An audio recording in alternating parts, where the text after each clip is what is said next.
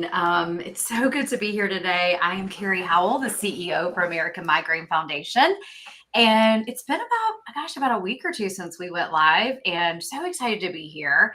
For those who hadn't met my colleague, let me introduce Lindsay De Los Santos. Lindsay, welcome to our live today. Glad to have you. And Thank you Lindsay so joined much. us just in May. Is that right, Lindsay? Yeah, it's hard to believe. Yeah, it was in Oh, May. I know it's really go fast. And she is our advocacy and program manager. We played with your title a few times, so now I got to get used to letting it roll off the tongue. So, we are going to talk today about, we're going back to school. The kids in most areas are either back to school or hitting school pretty quickly. And tonight we have a really great lineup of panelists to talk about migraine and school and how it affects kiddos with migraine, right, Lindsay? That's kind of the gist of our conversation tonight with a really great lineup. So we're really excited about that. If folks haven't joined that yet or haven't registered, there's still time. We'll put that in the chat so that you can register for the webinar. We're going to just talk about how it affects students, because I think often we don't think about it. We see accommodations for all types of things, and Lindsay, you can certainly hit on that throughout today or the next couple of weeks. But we want people to make sure they can join that too. But one thing we forget about is how it affects teachers who have migraine. So, Lindsay, start kind of at the top and tell people a little bit about your journey, and we'll circle full circle about why you're on this talk today. Thank you.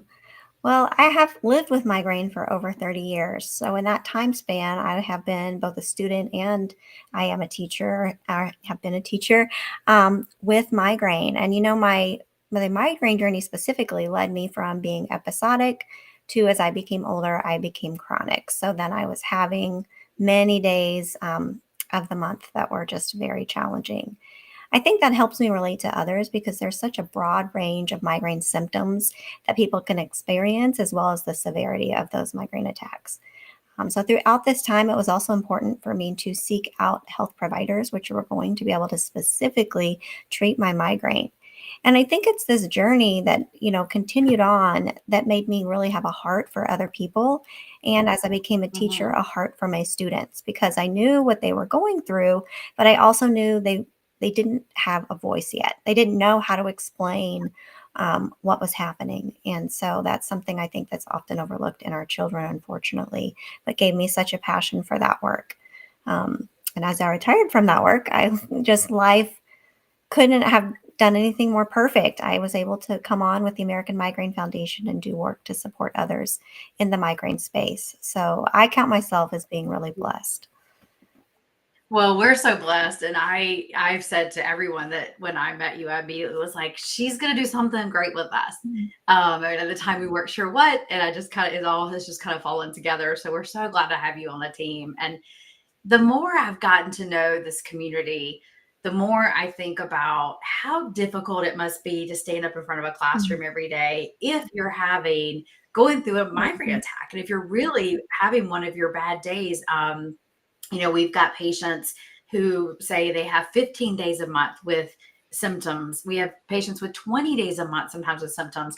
And I cannot imagine staying up in a classroom. What are some of the things that we may not think about that could, like, some of the things you and I hear from patients, like the Mhm. bright lights? What are some other things that if people are teaching or have a loved one that's teaching or a Mhm. coworker, what are some things that kind of set those things off that make it worse? I guess I Right. should say, not trigger it, but make it worse. As teachers, we make accommodations for our students all the time, all day long, and often multiple accommodations for them. And we don't even think about it. It's just what we do because we say it's best for kids.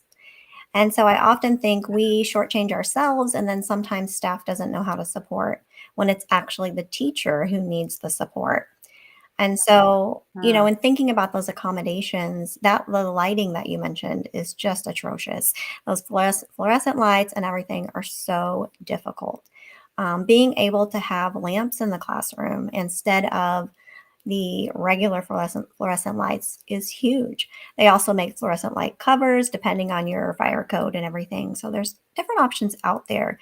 But quite frankly, another trigger for teachers is strong smells. And when you're in a classroom of 25 kids or more, it can be overwhelming. So I think finding a way to combat that. One of my most severe attacks was related, unfortunately, to a student and that difficulty. And it was so unfortunate, Wow. but it is what happened. So after many years of dealing with that, they actually put an air purifier in my classroom. And Oh, that wow. was, What a I mean, I think we had no choice because I was so affected, by so many of the triggers. So that was something we were already scent free. So, I mean, that also takes from kind of like administration to our classroom to support a scent free community. And definitely, wow. at least my students were very aware. So, in fact, I feel like they would police each other if someone started to get out that Bath and Body Works from their bag. They're like, no, no, no, you cannot do that. Yes. And so they are so sweet to look out for you. But it's some bigger things and then just some little things and allowing teachers, I think, grace to be able to take their medication. And if they need it, to rest a little bit with it so they can come back in the classroom. But those things aren't always there. Teaching is a different world. So it can be very difficult. And that's where your support system comes in as well. I worked with a teacher who was so kind. She would see me coming down the hall and she would say, I think I see that look. Do you need a Diet Coke? And she would bring me some. And so just finding those people. Let me get her name because I That's think she right. could be my best That's friend. right. As I have my Diet Coke Yeah, right here on yeah. my So it's, desk. I really strongly think connecting with people, and I've heard it said kindness is an accommodation. And I think, if we really Mhm. thought about that, that is so true because showing some kindness and some understanding can also be life-changing. So I think Wow. that really stuck with me when I heard that. I love that. I love that. I feel like I've learned so much in my nonprofit journey, and every time I think, I really try to be a good human. I really try to teach my son kindness. I really try to like have kindness around my life, and like that's a big part of my life. It's something that's really important to me. That's not just like, oh, be kind, but Mm, really like stopping and open the door, stopping and picking something up for someone. But I have to admit, I have not thought before I started this position how a diagnosis of migraine could affect a mm, teacher and how debilitating that has to be. mhm, Um, on a personal level, that has to also be tough because the kiddos are counting on you, the school's counting on you. I'm sure that becomes a challenge, like for other people we talk to who tell us that it's tough in the workplace because you feel like you got to call in again. mhm, You got to call in. That has to be a challenge to because you're have all these little eyes and ears waiting on mhm, you, and you're like, I can't be there. I can't do this. Was there anything that the kiddos learned from your mm, journey? I guess that's a two-part question. One is, do you have any words of wisdom for other mm, teachers who are like, I gotta call out. Today's just my level 10 day. mhm. I can't do it. I guess is part A. And then part B is what did your students learn from watching this kind of kindness accommodations that you were probably teaching them without realizing it at times? Well, as far as other teachers and thinking, I think it's very easy to want to give up, and to feel like even though this is a calling, that you're not able to do it. And I think I would encourage teachers to take a step back, look at the big picture, and see what accommodations they could implement, how they could get support from their doctor.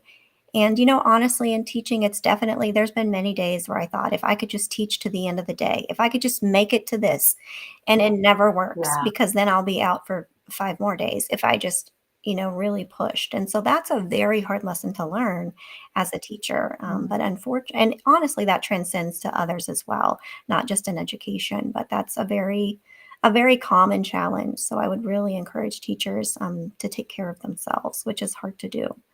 For our students, Yeah. I have so many stories of empathy that just exhibit that they learned empathy from our experience. I'm really big on creating a class family. Always felt like that needed to be there before students were going to do the real learning and the real academics. And they were going to teach each other all year long about how to be a part of our family. And so some things that my students did that exhibited to me, gosh, I got him. Like, I was able to get him to show this empathy even in the midst of so much pain.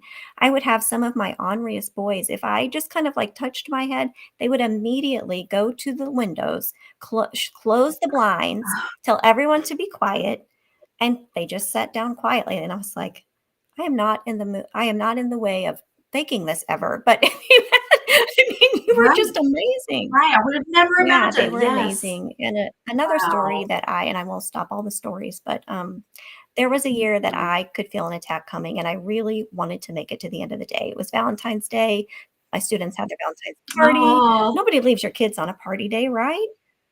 But it continued oh, to become I just couldn't. I couldn't. It was so debilitating. And so this one will probably I try not to tear up when I tell this story, but those sweet oh. kids, we had a building sub that they knew came in and covered my class for the last few hours of the day. But those kids, when I came back, I realized that they had taken half their party to do something kind for me. Oh When my I put gosh, my that is hand on the door, it said, "We love you, and we're so glad you're back."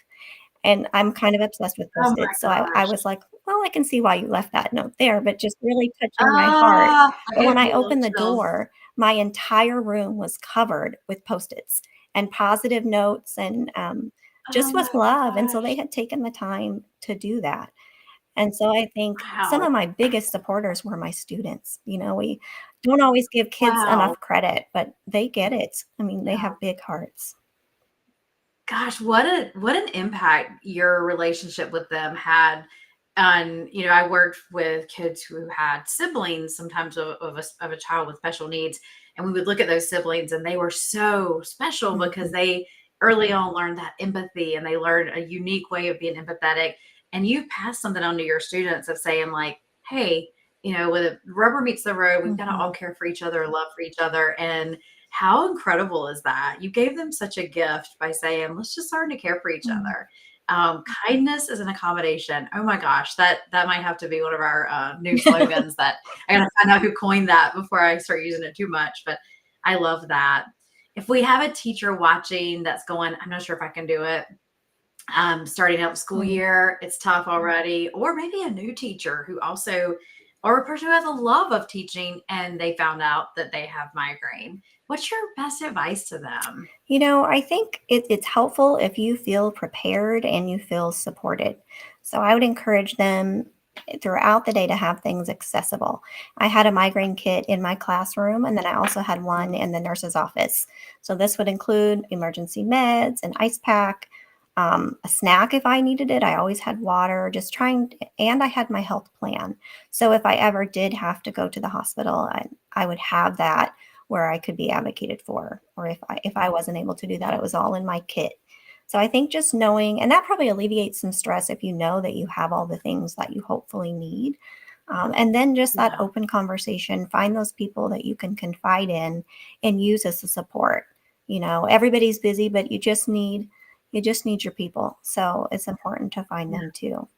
And I love that. I love that. Well, Lindsay, we're gonna be having a kind of going on a school journey this month. And for those who are watching, if you know students who have migraine, children, aging elementary school up to even college age, and we're going to be talking this whole month about school and migraine and issues that come up. And tonight, again, if in case you just joined us, we're going to be having our webinar with a really great panel, really discussing working with students who have migraine and accommodations and things that they need to take. Think we've already had people ask questions like, "Hey, how do I ask for this accommodation?" or "Who do I go to in the school to request this?" or "Wow, I didn't realize how much this was going to affect my child. What do we do now?" So we'd love to have people join. Still, we're going to put the link in the chat. And Lindsay, I'm excited about this month and just over the next few weeks having this discussion and learning more from you as well. So we're so glad you're on our team. Thank you so much for being here and for sharing your wisdom. And I'm going to soak it all in this month as we learn more to help both our teachers and our students. And teachers, I have my absolute respect for what they do. And I just can't even imagine having migraine and standing in front of a class all day. And we didn't point out, I don't think, that you were working with elementary school right. kids, which people probably figured that out as we went, but that's pretty amazing. So Thank you for your heart. Thank you for being part of this journey with us. And we look forward to joining those who are watching over the next couple of weeks. So if folks have questions they want us to discuss over the next few sessions, let me know. Feel free to always email them to us at info@americanmigrainefoundation.org.